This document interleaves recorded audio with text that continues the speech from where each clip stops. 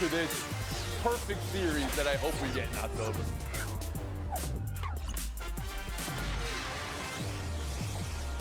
We'll get to all that in a moment. We start with news of the moment. Conference realignment. ACC voting today to invite Stanford, Cal, and SMU into conference. That's the Atlantic Coast Conference with Palo Alto, Berkeley, and Dallas. That's an 18-team ACC right now. Anyone know how many teams are currently in the Pac-12? Los dos. Two. Yes, I heard it from everybody. Two. Clinton Yates around the horn to you. Is there any way this could work? And what did conference realignment just become? My first reaction is thanks. I hate it. It's stupid, it's inhumane, and it is obvious to everybody involved. I want to give a quick shout out to the Board of Trustees of the University of North Carolina who voted against this move. And they said flat out, this does not make sense for us, which is what it comes down to for everybody. You can get over the notions of geographical alignments for the purposes of your feelings about things. But in terms of actual logistics, this is ridiculous for every team playing that is not a football team. The fact that we have to kowtow to the thirst, to quench the thirst of greed for that particular sport is embarrassing. People who play baseball, who play softball, soccer, on down the line. You don't want to have to be a family member going to see a player on a Tuesday in Piscataway if you're in California. None of this makes sense, and frankly, I hope it fails. It doesn't make sense, and I don't like it at all. Simple as that. Tell us how you really feel. Mr. Bob Ryan, I'll bring you in here on conference realignment. Is there any way this could work? Well, they'll declare victory no matter what. So the answer is, it doesn't matter. However it transpires, that the people in power will declare victory. Hey, here's what's going on. Football hijacked the ACC years ago. Football hijacked the Big East. Football. The time has come for an idea that I haven't been touting, but I totally subscribe to. Football must separate itself from all the other sports. They can do whatever they want with football, but everybody else is allowed to join any and realign themselves in geographically sensible conferences. And Clinton alluded to the impossibility of it working for all the other sports and all the minor and all the non-revenue sports, particularly. The presidents are the ones you have to blame here. Not the ADs, not the coaches, not the players. Nobody wants this. The presidents are doing this because of the money. And they ought to be ashamed of themselves. And this is absolutely ludicrous. If someone told you 5 years ago we would come to this, you would laugh. It can't be, because these presidents would never let it happen. Well, guess what? I'm sensing a trend here in this discussion, but Pablo Torre, I'll ask you this. Is there any way this can work? Yeah, I mean, financially, I get why the presidents are making this call. And Bob snuck in an adjective there, which is the key to the story. He referred to the non-football sports as non-revenue sports. That is not a superficial distinction. Football is where the majority of revenue is coming. So I don't like it for the reasons that you guys said, but I get why the presidents of all these universities are seeing a mushroom cloud on the horizon and running to whatever apocalypse bunker they can get to. And in this case, it's the ACC. And they're doing it, Tony, to a level of desperation that involves SMU, for instance, taking no money in TV rights fees over the first 7 to 9 years. And for Stanford, they're taking a discount themselves. They just want in. It's like when you go knock on a door of a house in a zombie movie and they're like, we don't want to let you in, but what can you give us? And they're saying, well, we bring you media markets, right? West Coast footprint, Dallas for SMU. We got fans and boosters. Is that enough? And they got to sneak in because they're desperate, because they know the financial apocalypse, a super league, is probably on the horizon, as Bob was prophesying. But has that even worked, the naked grab for markets? I'll give the example that Clinton alluded to before. Piscataway, New Jersey, Rutgers into the Big Ten. Has that worked for either of the two participants here? Courtney Cronin, just think on that and tell me, is there any way this could work? Can I just talk about the fact that there are 2 teams remaining in the Pac-12, Okay. the thing that you brought up at the beginning of this? Because I think I'm the only one who cares about Washington State and Oregon State and what's going to happen with them. When there was a much happier time when there were 4 teams remaining in the Pac-12. Washington State's president was just oozing optimism. Let's rebuild the conference. Well, that didn't work because Cal and Stanford just bolted. And it looks right now like their path and Oregon State's path is the only path that's going to work out is going to the Mountain West, because the AAC, which lost SMU earlier today, all but shut the door on them, those 2 schools joining that conference. This is really tricky, Tony, because when you think about the payouts to these schools, it's already decreased down to about $37 million for Washington State and Oregon State. Oregon State has a $162 million football stadium that is still being constructed. They were expecting the Pac-12 to help them pay that off. Right now, the media rights deal, the payouts for Mountain West teams, $6.6 million. So that's a big beaver dam that looks like it's about to overflow out in Oregon. Clinton Yates, back in. You can give the presidents a pass on this, Pablo, but the bottom line is that nobody asked the actual people involved in doing this, the athletes who will have to be crisscrossing the country on flights constantly, doing homework in a Sbarro's in an airport or whatever, because they don't care about what these athletes have to put their bodies through in order to make them top dollar. It simply does not work from a practicality standpoint, and it is so clear to me that nobody cares about the actual people doing and playing the actual games in this situation. It's embarrassing. Clinton Yates on fire today. Pablo Torre, last word after the horn. Yeah, look, we can criticize college sports on every possible level. The athletes not being paid, college sports not even being about colleges anymore. If that is the logic, I get why this is the best move they have available. They're playing the longest game possible in light of the apocalypse coming of realignment. All right, Bob Ryan, last word. I don't want to hear the phrase student athlete ever again. That'll be the last word. Well done. Yeah. We'll move Fair. on.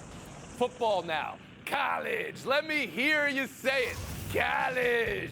Let me hear the board in it. College! College. Week 1. Here's the schedule. Looking for the game of the weekend. LSU, Florida State jumps out. Both preseason top 10. Jaden Daniels and Jordan Travis, the respective QBs here. They have hype machines attached to their season. Colorado TCU also on schedule this week.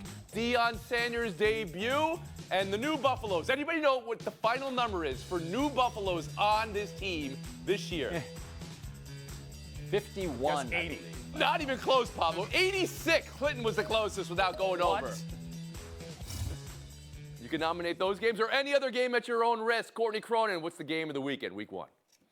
The only 2 top 10 teams together, and we have to wait 24 hours after tomorrow to get there with LSU and Florida State. When these 2 teams played to open up the 2022 season, it was electric. And we know that the path for both of those teams went far into the expectations that now carry into this season, where you've got 2 teams that are easily going to be in the CFP mix throughout this season. But one loss here for Florida State kind of complicates things. They'd have to run the table. And, of course, with Alabama and Georgia being in LSU's conference, that would make things tricky, too. They'd probably get in as a 2-loss team. Nonetheless, FSU is ready to take the crown from Clemson in the ACC. I'm excited to see them get off to a start doing that. All right, make a pick right here. You think they get off to the start? I do. I think the line's -2.5 for Florida State, so I've got Florida State in this game. Now you're a tout. I like that. Courtney Cronin. Clinton Yates, how about you? It's got to be Colorado and TCU for me. I mean, just structurally from the standpoint of what that team is. A coach coming up from a lower division, totally turning over the roster, selling out a spring game, for goodness sakes. And then they're also moving conferences as well, by the by, in case you weren't wondering what was going on. And then on top of that, it's Deion Sanders who's coaching the team. I'm sorry. This is the biggest deal to me in college football this week alone, because you got to see, is there any chance this is going to work? He's been talking a big game. He brings a big game. He said, I don't need to adjust to Boulder. Boulder needs to adjust to me. If you get blown out by 50 points in the first game by a team that was in the national title last year, that plan doesn't look so good. All eyes on Colorado. Boulder, between Boulder and a hard place. Bob Ryan, #1 game this weekend in week 1. There was only one game for we neutrals. Everybody else is tied for second place. Plenty of time for serious football discussion. Tomorrow is the show. It is TCU. It's the schedule date that I had embedded emblazoned in my head since September 2nd. It's not, come on, let's get serious. There's only one game of interest because everything else is just football. This is beyond that. Okay, and Pablo Torre. Yeah, I'm going to co-sign. The 51 number, by the way, was the number of transfers, a record. Of course, freshmen and all that make it into the 80s, as you said. The reality of the experiment, though, Tony, right? Deion Sanders is on pace, per every betting line, to get blown out by 20-something. Deion Sanders has my curiosity. He does not yet have my attention. And the question is, can he win attention when his front is being outweighed by about 50 pounds, on average, compared to TCU, yes, a championship finalist. You got TCU big in this game, Colorado? Pablo? TCU, man. I got TCU. Anyone have Colorado have a chance, Bob Ryan? No chance. Gordy Cronin, no chance. They won one game last year. No. But they aren't them. You know, it's a totally new team. Clinton Yates. Good teams win, great teams cover. I'm looking for the Buffs. Okay, look at the scores after that conference realignment. You know, I'm not, speaking of realignments, I'm not insulted as a sports fan. I'm insulted as a reality, is what it comes down to. Realignment. By yourself. Yeah, that autocomplete. That's terrible. Tough these days. That's terrible. Get your board. Dodgers, Atlanta, this series, this is a blackout rage gallon of a series that we got going on right here. And Ronald Acuna Jr., here we go. Talk about doing it all. Grand slam to give him 30-60 for the season. 30 home runs, 60 stolen bases. Never done before in baseball history. Would we agree baseball has a long history of stat keeping? Never done before. But he didn't just do that, you know? It's a win over LA, who's been equatorially hot in the month of August. And he got married morning of. So yes, Ronald Acuna Jr. doing it all. Bob, let me look at your all-time record book. 30-60, is that an all-time baseball number for you? Well, we live in a world where people are paying homage to these statistical occurrences, and they're artificially, and it goes starting with the triple-double, you know? I mean, and basketball, okay? Here's the thing about this 30-60. The 60, you have to put an asterisk because the stolen bases had such a weird history in baseball, going as far back as 1950 when Dominic DiMaggio led the American League with 15, and then going up through the time when with the likes of Lou Brock and Maury Wilson and Henderson breaking through the 100 barrier, and even up to last year, the stolen base was devalued by the statistical nerds, and suddenly it's in vogue because of the new rule you can't throw the ball over to first base more than 3 times. So, okay, point is, congratulations, it's about power, speed, but the actual numbers, no, they don't matter. I thought you would celebrate this. Pablo Torre, 30-60. Is it an all-time mark? As someone who resembles the statistical nerd who was insulted in the previous answer, I do take umbrage at this. I will note that, yes, the stolen base has had an uneven history throughout the long history of baseball, but that's exactly why I'm not going to asterisk it, because there are too many things to asterisk. The question I have is, what do we need to actually flag as so singularly unfair that we need to qualify it differently?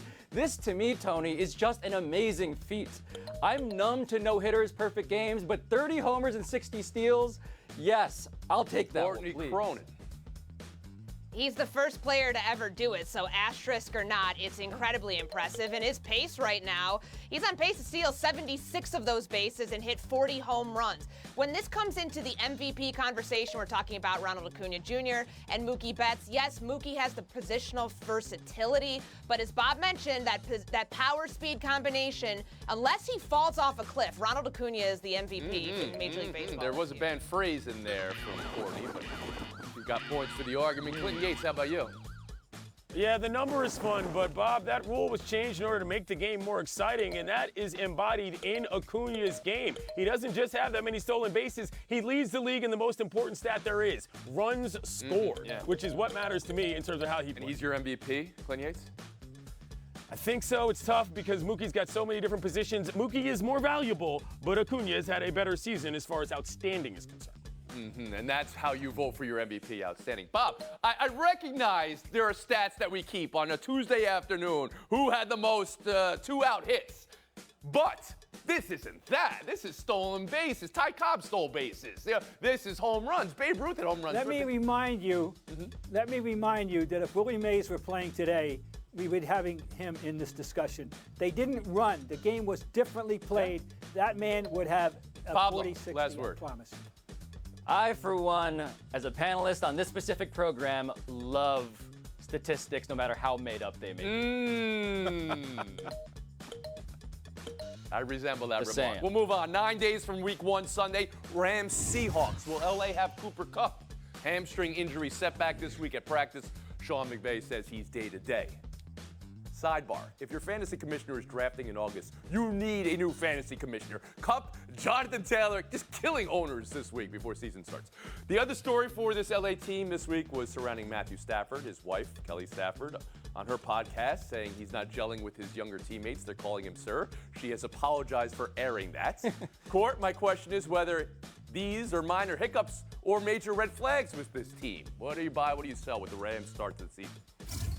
Kelly Stafford knows better. Her husband has been in the league for more than a decade. So to go out and air this was not just an oopsie. This was a major misjudgment by her. So, but when it comes to the Los Angeles Rams and the injury to Cooper Kupp, look, we know that this team is not set up to do anything this year. If they win 5 wins, I will be pleasantly surprised. But what I think this ends up foreshadowing is that by the deadline, they might be in position to field calls from teams looking for a Cooper Kupp, potentially looking for a Matthew Stafford or a very expensive Aaron So Donald. you can foresee a place where they blow it up mid-season at the trade deadline. I can, because they're already blowing it up in anticipation of trying to get their cap and everything else healthy for next year. That would be some enormous names at the trade deadline that we never see. Glenn Yates. Yeah, expectations are low for the Rams out here in Los Angeles, but I do think as far as Kelly Stafford is concerned, what she's addressing, whether it's on a podcast or anywhere else, is a real actual problem. If Matt Stafford can't connect to his team, that's an issue for the offense, and hello, if Cooper Kupp can't get on the field or, as Coach said, can't perform to the level that he wants, yeah, you've got an issue. So it might have been untoward in terms of media, but that's a very real concern in that locker room, and they are not going Bob anywhere Ryan. fast. Well, we all know how good Cooper Kupp is and at his best, and we wish him well and all that stuff. But look, it's a nice discussion for people in LA. I can understand that. Fact of the matter is, their window's closed. So for the rest of us out there, yawn. I mean, in terms of I guess the they don't secondary have one. question then, Bob, was it worth it? They got 1 Super Bowl win. They made 2 Super Bowls, but was it worth it? Absolutely, right? Pablo Torre. Yeah, sure it was. Yeah, that's what I was They going to couldn't say. get it If all I'm done, Matt but yeah, Stafford, now, Bob, if I'm Matt Stafford, I am bringing my Lombardi trophy onto the press conference dais every single time. Look what I got you. Yes, call me Yes Chef. I demand to be said Yes Chef everywhere in the locker room. That's the last word for Pablo Torre and Bob Ryan today. Courtney Cronin and Clinton Yates. Pop that hoodie. Let's see what you're wearing today. Robinson. Jackie, you know who he is. 42